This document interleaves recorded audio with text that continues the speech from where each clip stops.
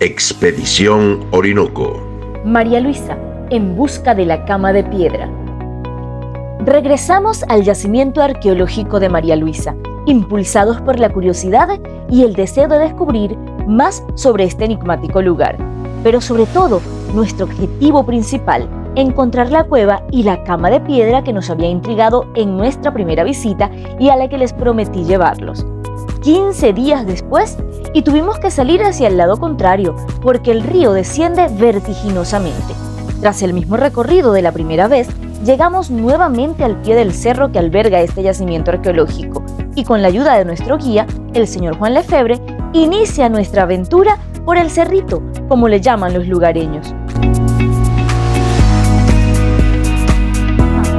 Comenzamos el ascenso hacia el cerro de María Luisa.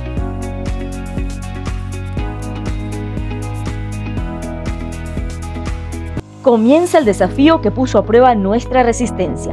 Cada paso era una lucha contra las rocas sueltas y el terreno irregular, pero la promesa de que encontraríamos lo que buscábamos nos impulsaba a seguir adelante.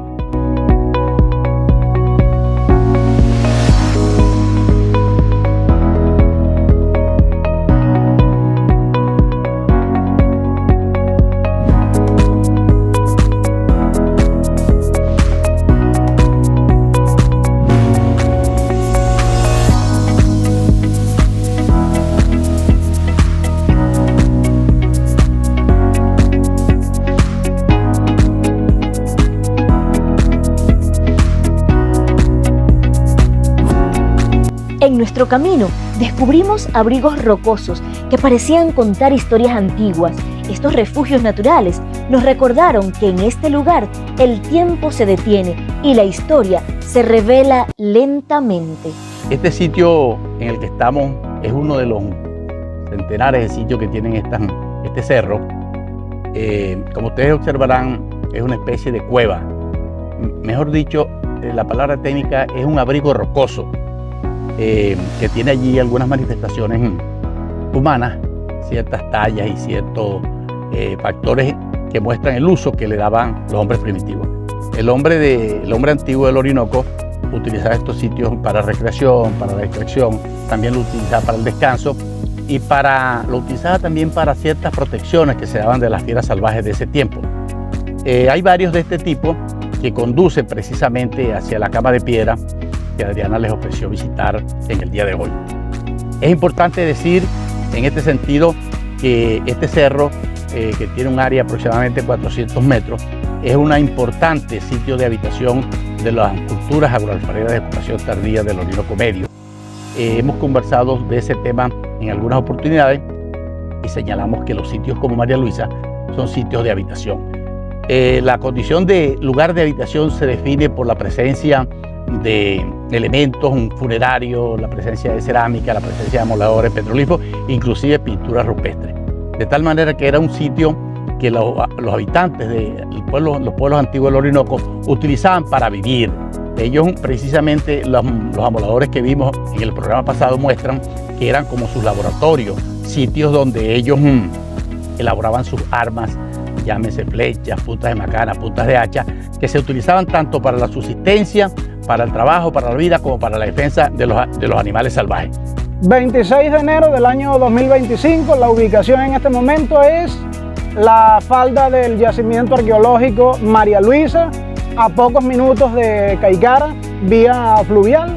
Realmente ha sido una mañana de lo más productiva y acá estamos en lo que dice el profesor Milton, un abrigo rocoso que servía de refugio y, por lo que podemos ver allí en las imágenes de fondo, posiblemente también de sitio ritual, porque María Luisa, de acuerdo a todas las evidencias que hemos venido colectando, más la tradición oral, podemos señalar ya a esta altura que se trata efectivamente de un lugar ritual. Fuera de cámara y en el camino para acá, estábamos comentando con el profesor Milton Rojas diversos hechos relativos a este tipo de producción y a este tipo de trabajo que hemos venido haciendo. Y probablemente acá nos encontramos con una realidad que es afín a todas las culturas americanas. En algún punto, los que habitaron este sitio o los que lo utilizaron para fines rituales debieron recurrir a una práctica que para muchos de nosotros civilizados nos parece horrible, nos parece abominable, como lo es el sacrificio ritual. No tenemos en este momento evidencia de que en este sitio donde estamos haya ocurrido así. Sin embargo, la antropología nos dice que en uno u otro momento todas las culturas, ya sean las agroalfareras de ocupación tardía del Orinoco Medio o lo que llamaba el profesor Cruikshank, las altas culturas, recurrieron a la misma metodología. ¿Por qué lo hicieron? No lo sabemos. Podemos deducir que era parte de su cosmogonía, parte de su creencia, pero no podemos ya a esta altura continuar con el viejo cliché de que culturalmente los aborígenes americanos y sobre todo los que vivían en esta parte del país eran algo aparte, eran culturalmente atrasados. No, nada más el trabajo de esta roca que está aquí tras de mí, que es solamente el aperitivo de lo que vamos a ver más adelante, indica simple y llanamente un nivel cultural elevado. Vamos a ver qué más, qué otras sorpresas nos depara este viaje. A medida que ascendíamos, nos encontramos con petroglifos tallados en la roca. Estas antiguas inscripciones son un testimonio del ingenio humano y su conexión con el entorno. Cada figura grabada es una ventana al pasado, un eco de las civilizaciones que habitaron estas tierras. Finalmente alcanzamos la cima. La vista que se desplegó ante nosotros era simplemente espectacular. El río Padre y una sabana arbolada que se extendía hasta donde alcanza la vista, recordándonos la grandeza y la belleza de nuestro planeta. Nos encontramos en la cima del Cerro de María Luisa, una vista espectacular, panorámica, desde donde podemos observar los cerros de la Encaramada, Cabruta, Caicara y Pan de Azúcar, nuestro tan mencionado Pan de Azúcar. En busca de la cama de piedra, lamentablemente el guía no ha dado con la cama de piedra, pero hemos encontrado unos abrigos rocosos increíbles, otros petroglifos y así vamos avanzando en nuestra búsqueda y en nuestra exploración a través del yacimiento arqueológico de María Luisa. El guía dice que debemos descender. Hay algo que no nos cuenta, o por lo menos no a las chicas del grupo. Pero cuando bajamos nos dice: no, mi hija, es que el tigre tiene días rondando y vimos sus huellas. No pudimos llegar para la cueva, porque ahí se la pasa el tigre y es problemático para llegar para allá. Bueno, les voy a echar un poquitico del cuento para que queden más conformes sobre la cama de piedra. Bueno, estuvimos rondando buen rato, como ya ven, por ahí por las piedras, por los petroglifos que estuvieron mirando. No es un poco fácil, y para llegar a la cueva del tigre no se necesita tan rápido, ¿ves? Porque ahí hay unos bichitos que son peligrosos y en estos días se han escuchado rondando por allá. Y entonces, concho, como está feo, vamos a dejar para otra ocasión, Dil, para ver si llegamos hasta allá.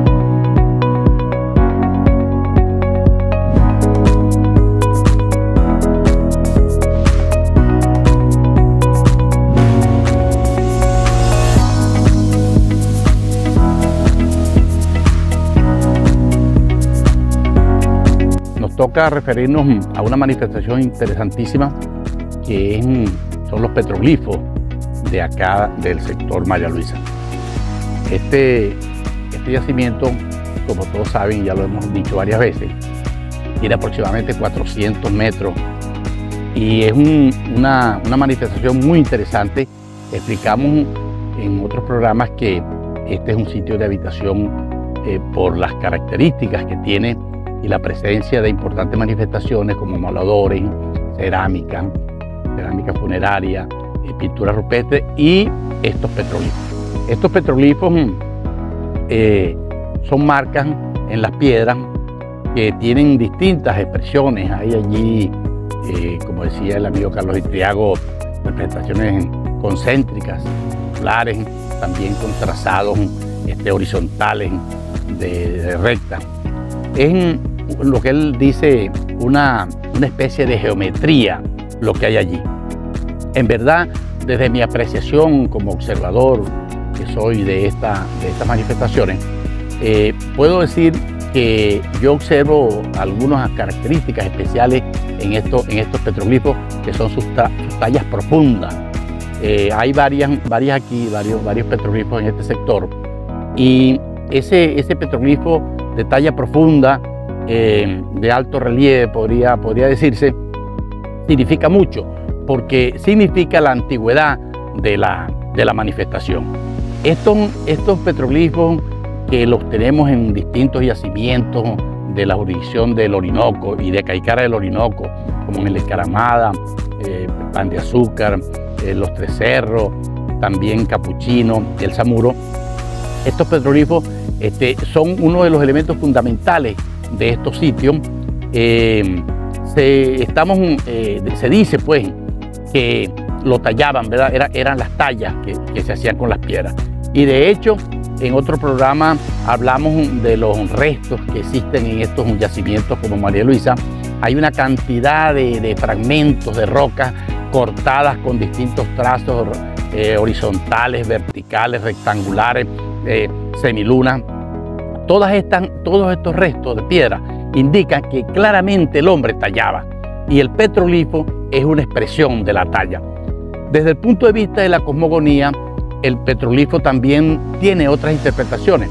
Conversaba fuera de las cámaras con el licenciado Cristóbal Castillo, con la propia Adriana, con el licenciado Carlos Itriago, que hay en el petroglifo algunas señales que también de carácter, digamos, cosmogónico, que lo alejan un poco de la parte, digamos, física.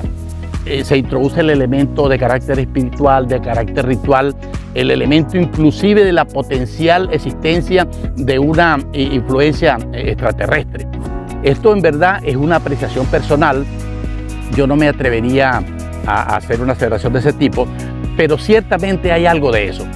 Y estos pueblos del Orinoco, estas culturas agroalfareras de ocupación tardía del Orinoco Medio, como la llama el doctor Frank Scaramelli en sus trabajos de investigación en el Parguasa, estas culturas tenían una tendencia muy profunda con este tema de las tallas.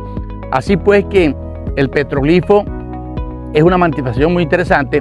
Este yacimiento de María Luisa tiene petroglifos como estos que ustedes están observando en las imágenes, y otra gran cantidad de petroglifos que en algunas oportunidades hemos publicado por allí algunos trabajos con estas imágenes. También decir que estos sitios de habitación, hay sitios, pero no todos son iguales. El caso de María Luisa es un lugar de habitación. Es un tema que no es mío, es un planteamiento teórico que hace el doctor Frank Scaramelli en sus investigaciones. Él dice que los sitios de habitación como María Luisa, como Pan de Azúcar y como el Encaramada eran los lugares donde los hombres antiguos vivían. Y vivían porque aquí hay cerámicas también, varios tipos de cerámica, arauquinoide, bayoide, señoide, y eso indica que eran lugares de habitación. Hoy, por ejemplo, hemos visto estas imágenes y recorrimos otros sitios aquí en el sector, estuvimos mirando algunos abrigos rocosos, y bueno, ahora que estamos en esta parte del resumen, estamos haciendo estos señalamientos. Finalmente, decir que esto queda abierto. Esto apenas es un trabajo de observación directa que estamos haciendo. Aquí, para que esto culmine, tiene que haber una investigación. Estamos hablando de una historia que está en el futuro. Este yacimiento necesitará 15 o 20 años de investigación científica para que poder tener una teoría final sobre esta manifestación. Y la aventura continúa aquí en el yacimiento arqueológico de María Luisa, a escasos minutos en lancha desde Caicara del Orinoco. Realmente esto es sencillamente maravilloso, y la evidencia arqueológica que hemos recolectado aquí en el escaso tiempo que llevamos, porque realmente acá hay que venir con mucho más tiempo, nos indica que precisamente la importancia ritual de este sitio. Hasta el momento podemos deducir y podemos señalar para ustedes que están allá al otro lado de las pantallas que definitivamente este sitio era tanto de habitación como de prácticas rituales, porque los yacimientos de petroglifos que hemos visto, paneles completos, así lo señalan.